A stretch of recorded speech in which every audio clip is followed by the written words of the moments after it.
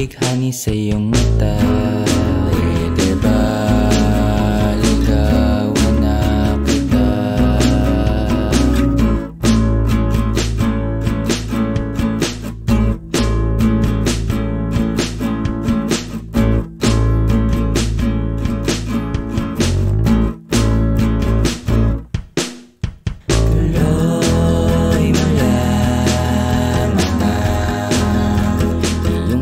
Dahil sa tuwing ka, usap na kita sa eskwela.